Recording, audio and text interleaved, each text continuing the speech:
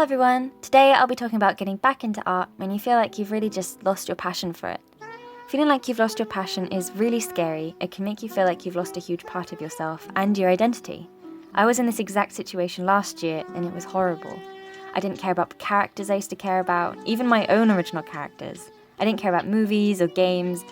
I didn't think about art at all. I just felt guilty that I wasn't making any. If you feel similar, keep watching. I'm going to give you tips on how to get back into art and how to actually want to create again. I want to start this video by saying it is extremely hard to lose parts of yourself. They do not leave easily, so put that fear aside. You are still you, and you are still the same person you were when you were super into art and passionate about it. And if you've never been passionate about it before, you can become that with these same tips.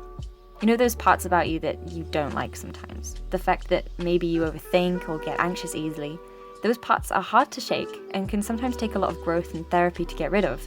So it's hard to lose the negative parts of yourself. It's going to be near impossible to shake the positive parts. So relax, you are fine. Now that's out the way, we can begin with the tips. Tip number 1, pick a character. This can be a character from a movie you find enjoyable, an old character you liked before, or making your own character from scratch. Choose one that you find interesting. We will use this character for some other tips. Focus as much attention as you possibly can on that character, or that story that they're in. Obviously, it could be more than one, but I find it easier to start with just one. When I say focus your attention, I mean watch the movie that they're from, read the book, listen to their songs. Honestly, I saw a huge improvement when I changed my music. I would just listen to songs that made me feel really crap and just wallow in it, and I would kind of enjoy it. It was really weird. I don't know, I would listen to those songs because I'm like, oh yeah, this will make me feel sad. And it was such a weird cycle to be in. And it sounds stupid talking about it, but I feel like almost everyone does this and don't actually know they're doing it. So once you realize you're doing it, you can then be like, oh, okay, well actually, I don't want to feel sad, so I'm gonna listen to something else. And yeah, listen to songs that are to do with the character. And for me, I wanted to get back into Five Nights at Freddy's. Not too much because in 2020 I was kind of known as a Five Nights at Freddy's artist, and I didn't really want to be a Five Nights at Freddy's artist. I just loved Five Nights at Freddy's. And when people would refer to me, they'd be like, oh yeah, BaggyBleach, the Five Nights at Freddy's artist. And I was like, no. That's not me.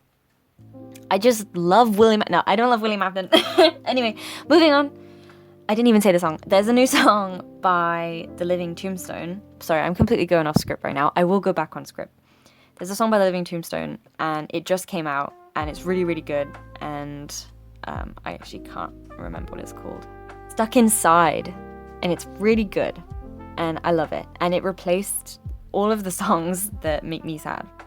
It's great, I love it, and it makes me think of my characters and Five Nights at Freddy's. Tip number 3, talk about it. A really good idea is to join Discord groups which center on the media that the character is from, or maybe just around media you like. Try and join in with the chats and talk about the characters you like, and listen to other people talk about characters they like. Talking to passionate people is the perfect way to become passionate yourself. Happiness and passion is contagious. I had a friend at school, I'm going off script again. I had a friend at school, and they were so passionate about Batman.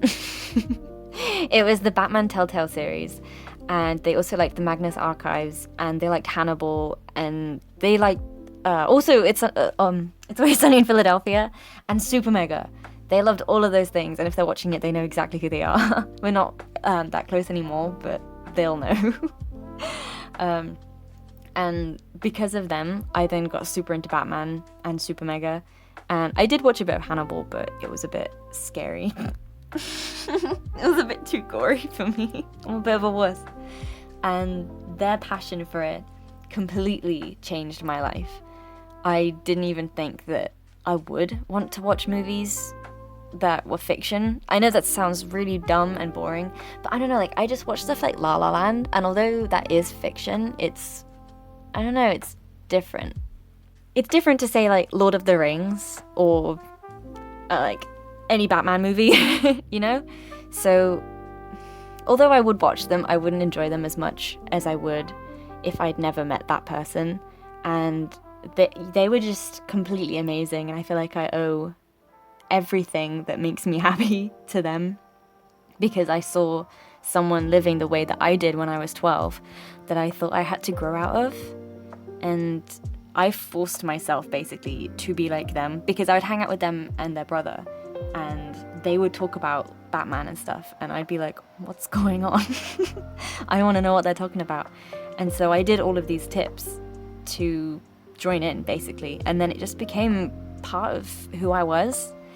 And I have pictures all over my wall right now, and I'm looking at them right now, and I wouldn't have any of these pictures of these characters that I love if it wasn't for meeting them. So this tip, in my opinion, is the most important tip. It is find people that are really passionate, because they're going to teach you how to be passionate as well. And yeah, I really, really appreciate that person. Sorry, that got a bit sad, but they're really cool and I owe everything to them. They taught me how to be me again. Tip number 4, set time to yourself. If you're very busy and have a lot of responsibilities, try your absolute hardest to give yourself as much time as you possibly can to just be alone and recharge, as difficult as that may be. And I know that's probably not possible for some people, but and I want to say that it's not a requirement, but it's definitely helpful if you have the opportunity. Just sit and like just be stupid, like draw really stupid stuff, doodle things, like the first thing that comes to your head. Do not be scared of that blank piece of paper or those blank pixels on your screen. Like, just do something. Just draw anything that you want. No one has to see it, it's fine. Just, yeah, try and be by yourself sometimes. It'll be really difficult to become passionate if you're always busy, but it's definitely possible. It just might take a bit longer. It's okay though, keep trying and you will get there. Before we get to the last tip, I just want to talk about what I'm drawing for a quick moment.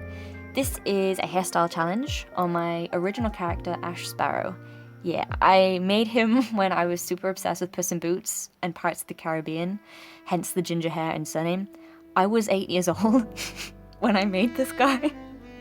8 years old. I tell that to a lot of people because it just seems so crazy to me that, like, yeah, it's 12 years ago now. It's my birthday soon. 12 years ago, I made this dude. And he was originally a cat because I was also obsessed with warrior cats. And so he wasn't like a warrior cats OC, but I was obsessed with warrior cats and Puss in Boots and Pirates of the Caribbean. And so I just was like, boom. It's a guy who has Jack Sparrow's surname and he sword fights. But also he was an inventor for some reason. I think I also liked Chitty Chitty Bang Bang, but not a huge amount. I just watched it once and was like, that's cool. And yeah, it made him. So yeah, this is Ash. I don't have a proper story for him yet, apart from the one that I wrote when I was 8, and that isn't really something I can use.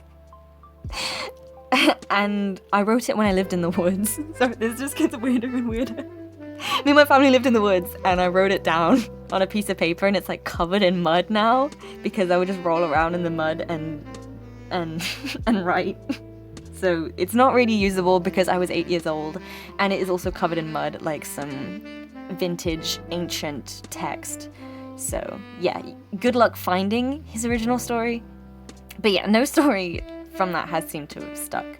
So yeah, I've made quite a few, but again, they don't stick. So definitely expect a video in the future of me making that. And one last thing, the template for this challenge I made myself and is available on my Patreon if you'd like to use it. All of the other templates that I found either weren't available to me because they were also on people's Patrons, or they were just a bit like uniform and very blocky, and just I thought this one looked cute because it looks like it's from the early 2000s, like a Tamagotchi kind of game. not super early 2000s because I still wanted it to fit in the theme, meaning like the color palette and stuff, but yeah, I really like it. And if you'd like it, you can get it for £1, I think is my cheapest option. I wanted to make it cheaper, but Patreon won't let me. But yeah, it's available on there, so please head over if you would like it. Thank you for watching this far, and on to the last tip. Tip number 5, watch art YouTubers. Just clicking on this video, this was a huge step. Now, keep watching more art YouTubers, and maybe only art YouTubers for a bit, Watch more animated movies and videos and shows, and just surround yourself with as much art as possible. And if you need some art animations to watch, I have a compilation of all of the animations I have ever made. I don't think it includes my new animations, but, you know, it's right there if you want to watch it. I've linked it. Although all of these may feel forced when you start, that is exactly how I felt when I was in this exact situation last year. Art didn't come naturally to me, like I said, and I couldn't even picture my characters anymore, let alone an entire scene. But again, you will learn to get that amazing imagination that artists have, the same one that you had when you were a kid. You just have to reteach yourself, and it is always possible, no matter what age as well. Don't think like, oh, I'm 35. I'll never get my imagination back. No, that's silly. That's just silly, because it just is. I mean, I know I'm 20, but it just doesn't make sense to me that you wouldn't be able to do that again. So unless there's a scientific reason, I really don't think that is. But anyway, good luck. You will get back there. And like I said, watching this video is already a huge step. And, you know, thank you for watching this far. Now, I have a lot of my drawing left. And I also really haven't, I've given the basic tips, but I haven't really gone into too much detail about the tips. So this section of the video will be me explaining more in depth of what you should do. And it's not really like an easy thing or a quick fix that you can just sit down and do. This is honestly a lifestyle change. You're not listening to music that you automatically reach for. You're not watching movies that you want to watch. You're watching movies that you're kind of like forcing yourself to watch so that you can get back into art, and that probably will feel really jarring and weird at first. And people say to me, if you wanted to do it, you would do it. And I think there's some truth in that, but also not, because I might have ADHD. No, I'm not going to go into that. But honestly, it is worth bringing up. If you have ADHD or autism, even if it's undiagnosed and you're just thinking like, oh, I might have this, then that isn't true. It's not, that statement isn't true. You know, if you do it, you would, because there are a million things that people want to do and they just don't do it because something in their brain is stopping them. And usually it's procrastination. And procrastination is a big deal because you can waste so much time not doing something that is really important to you. And that sucks. Having a whole day just feeling like it's been wasted because you're thinking, I'm going to do it in a second, I'll do it after this, oh, it's bedtime. And I mean, I have days like that quite a lot, and recently as well, I've been having days like that, where I will wake up really late. And when I say really late, I mean like 9, so it's not super late, but it feels late because, oh, it's lunchtime suddenly, even though I think lunchtime is at 12. I don't know where the hours really go. I have breakfast, and I play a bit of Skyrim, and then suddenly it's lunchtime, and I'm like, oh, great. It's lunch, and then I take so much time to have lunch that it's then supper time. And then I go to bed. And although I spend time with my family while I do that, which is definitely valuable time and time well spent, I do get into bed and think, oh, great, I didn't do anything that I planned to do. And yeah, and that sucks a bit. And so I think that statement isn't true. I think if you wanted to do something and you're not doing it, that's fine. But you have to just do it. You have to force yourself to do it. And I used to have this crazy routine. I would wake up at 5 a.m., which might not seem crazy to some people, but whenever I'd mention it, people would be like, whoa, why? Why would you do that? I'd wake up at 5 a.m. because no one else was awake. I'd wake up at 5, and then I'd watch a show until about 6. It was usually The Arcane, and when that came out, I would watch The Arcane. Right now I'm watching an anime, and I love it. It's Romantic Killer. I will get onto that maybe. This isn't really the video to ramble, but I've never really made a video rambling, so I might give this section to that.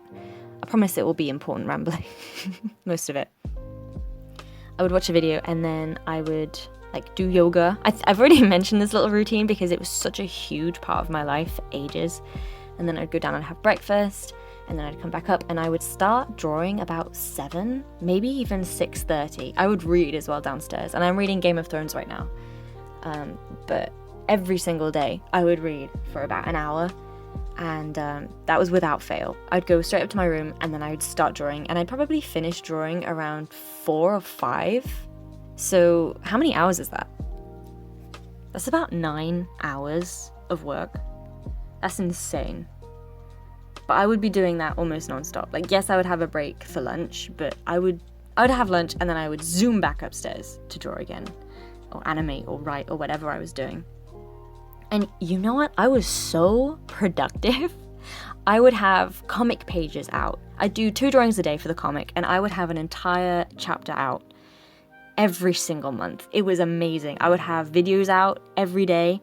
I would have drawings, obviously, out every single day. Every day at 6, I would post a new drawing. And I'd even set the timer in the morning and tell everyone, I will be posting a drawing at 6. You will be seeing it. And then I would post it. Yes, it was a tiny bit stressful sometimes, and it would make me cry a little bit if I missed it. But I did it. Sometimes I'd post it at 7 and be like, I'm so sorry that it was a little bit late. And that was probably the worst thing that I did. The problem with that was that I didn't really see anyone.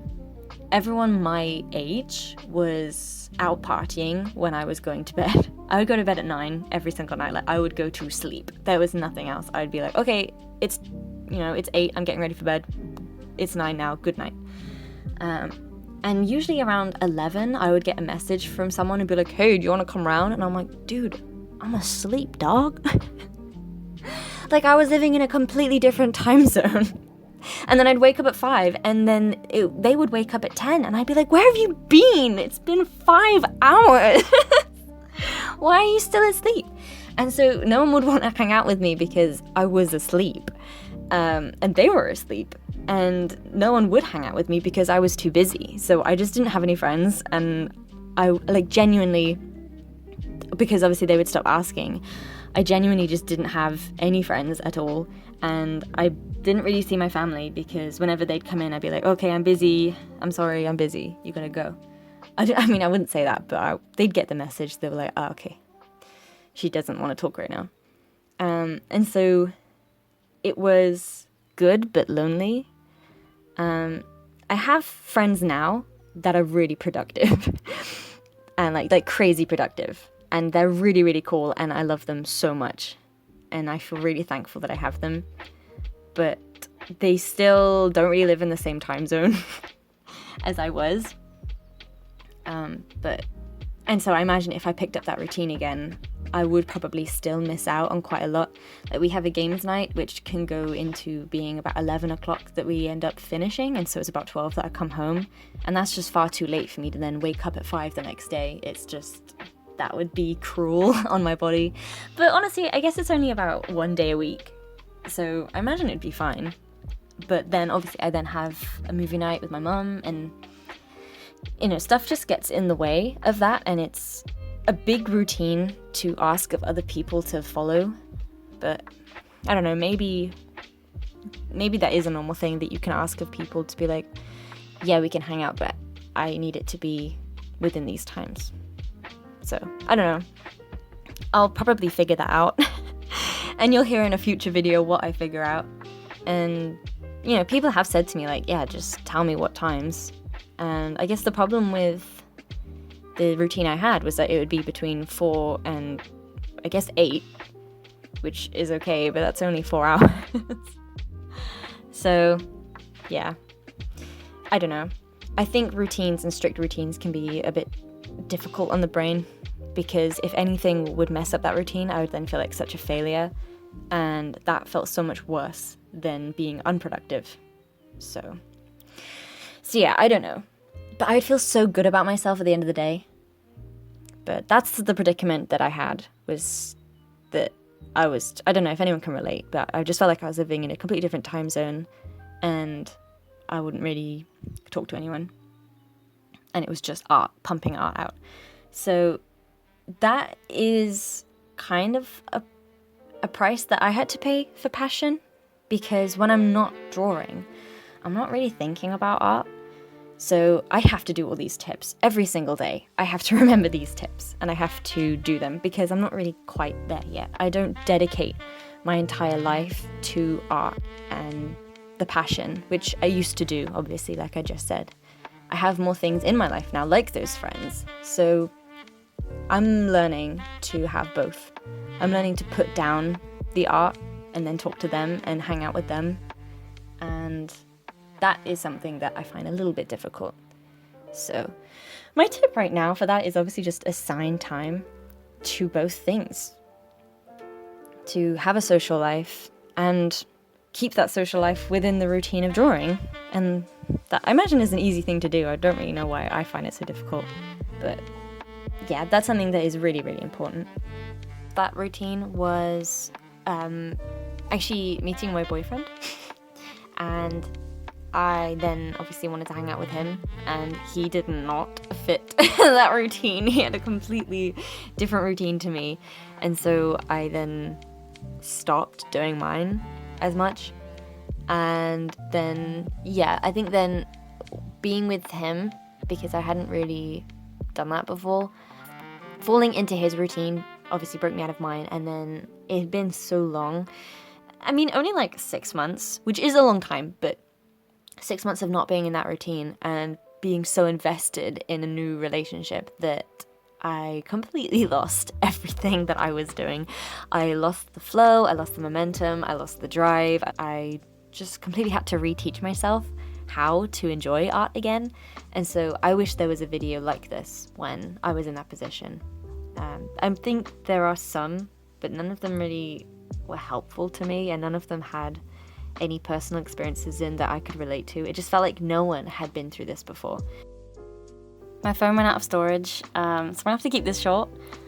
Basically, all I said was that someone on my Discord said the exact same thing. They said that they went through this situation, and it was really sad to hear that someone else obviously had been through it, but also it was good to know that this is a common thing that happens to many, many, many people, and not just artists, obviously.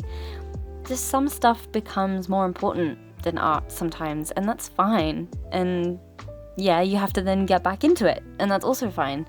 But sometimes it can feel really overwhelming to get back into something, especially when you're trying to do something mentally, and it isn't something that can be quickly fixed physically.